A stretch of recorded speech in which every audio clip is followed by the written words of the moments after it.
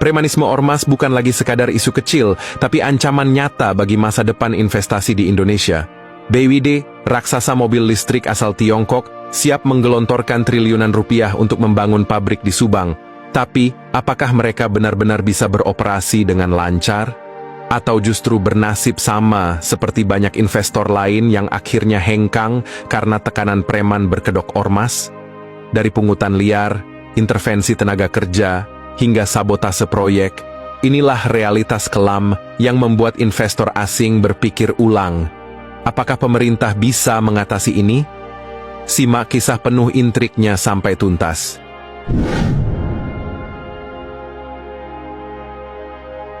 Assalamualaikum warahmatullahi wabarakatuh. Sobat channel Kabar Langit, Indonesia terancam kehilangan peluang besar dalam menarik investasi asing akibat maraknya aksi premanisme oleh organisasi masyarakat atau ormas. Fenomena ini telah menjadi hambatan utama bagi masuknya modal asing, membuat banyak investor berpikir ulang sebelum menanamkan modalnya di Indonesia. Salah satu kasus yang menjadi perhatian adalah investasi BYD, produsen kendaraan listrik asal Tiongkok, yang berencana membangun pabrik mobil listrik di Subang, Jawa Barat, dengan nilai investasi lebih dari 11,7 triliun rupiah dan target produksi 150.000 unit per tahun. Namun, proyek ini menghadapi tantangan klasik berupa gangguan dari ormas yang mengklaim kepentingan dalam proyek besar.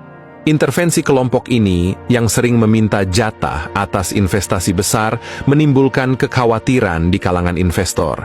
Jika pemerintah tidak segera bertindak, kasus BYD bisa menjadi contoh kegagalan investasi lainnya, yang semakin memperburuk iklim bisnis di Indonesia.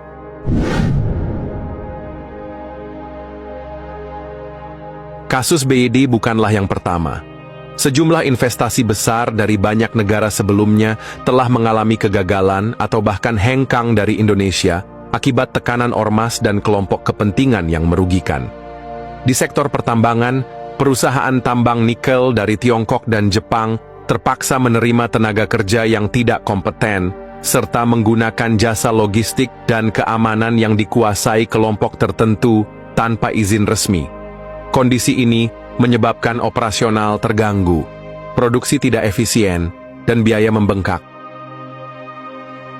Di sektor manufaktur, wilayah industri seperti Bekasi dan Karawang juga menjadi sasaran.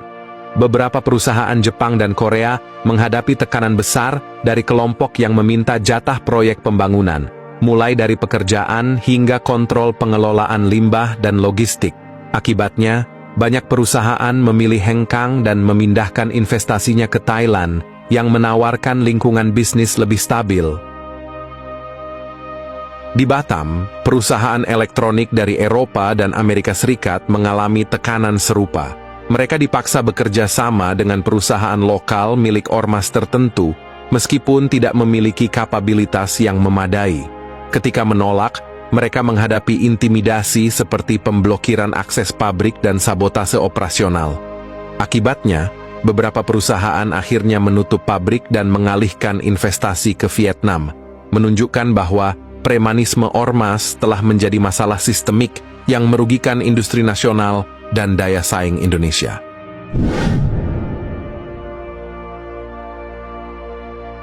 Proyek investasi BYD di Indonesia berpotensi menjadi game changer dalam industri kendaraan listrik dan meningkatkan daya saing Indonesia di pasar global. Namun, ancaman serius dapat menghambat kesuksesan proyek ini, terutama intervensi dalam proses rekrutmen tenaga kerja. Pola yang sama telah terjadi sebelumnya, di mana kelompok tertentu memaksa perusahaan mempekerjakan anggota mereka tanpa mempertimbangkan kualifikasi, dengan dalih melindungi kepentingan tenaga kerja lokal. Selain itu, pengelolaan limbah pabrik juga menjadi ancaman.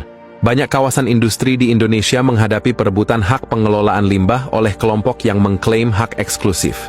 Jika terjadi di pabrik BYD, biaya operasional akan meningkat drastis, mengurangi daya saing produk, dan bahkan bisa membuat perusahaan mempertimbangkan ulang keberadaannya di Indonesia. Ancaman lain datang dari kelompok yang ingin menguasai sektor pengamanan proyek. Dalam banyak kasus, kelompok preman berkedok ormas menawarkan jasa pengamanan yang berujung pada pemerasan terselubung. Jika BYD menolak, mereka bisa menghadapi sabotase, ancaman fisik terhadap pekerja, hingga gangguan produksi. Jika pemerintah tidak bertindak tegas, proyek ini bisa gagal sebelum pabriknya mulai beroperasi penuh pada 2026.